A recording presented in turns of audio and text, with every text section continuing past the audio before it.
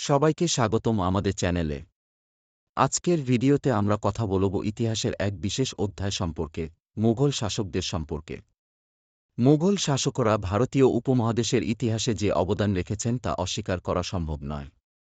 চলুন জেনে নেওয়া যাক এই মহান শাসকদের কাহিনী। মুঘল সাম্রাজ্যের শুরু হয় 1526 সালে বাদশাহ বাবরের হাত ধরে। বাবর ছিল তুর্কি মুঘলদের প্রধান এবং তার বিজয়ী যাত্রা ভারতবর্ষে নতুন যুগের সূচনা করে।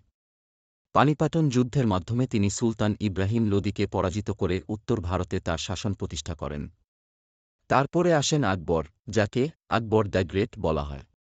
আকবর শাসনামলে মুঘল সাম্রাজ্য উত্তর থেকে দক্ষিণে ব্যাপকভাবে বিস্তৃত হয়। তার সুশাসন, ধর্মনিরপেক্ষতা এবং নয়া সংস্কারগুলি মুঘল সাম্রাজ্যকে এক নতুন উচ্চতায় নিয়ে যায়। ডিভাইন ফেইথ বা ধর্মীয় সহিষ্ণুতা তার অন্যতম বৈশিষ্ট্য ছিল। এরপর আসে শাহজাহান, যিনি সোনালী সময়ে রাজত্ব করেন এবং বিশ্বের সবচেয়ে সুন্দর স্মৃতিসৌধ তাজমহল নির্মাণ করেন।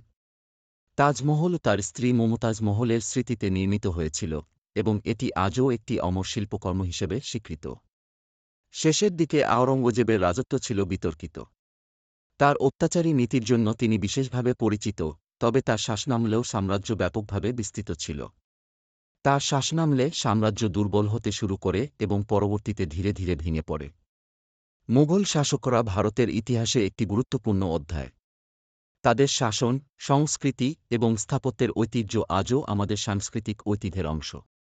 ভিডিওটি যদি আপনাদের ভালো লাগে তবে লাইক ও সাবস্ক্রাইব করতে ভুলবেন না। পরবর্তীতে আমাদের আরও ইতিহাসের ভিডিও দেখতে আমাদের সাথে থাকুন। ধন্যবাদ।